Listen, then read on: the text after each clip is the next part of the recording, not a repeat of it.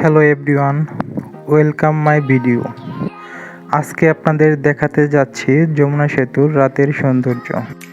চলুন যেতে যেতে যমুনা সেতু সম্পর্কে কিছু তথ্য জেনে নেওয়া যাক।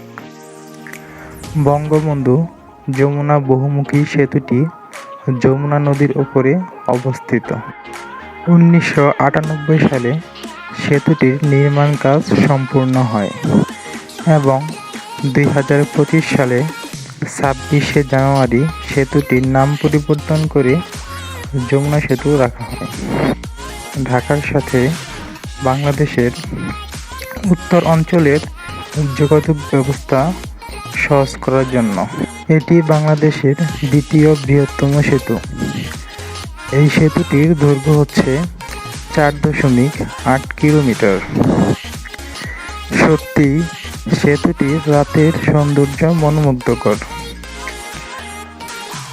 চলুন যেতে যেতে সেতুটির রাতের সৌন্দর্য উপভোগ করা যাক।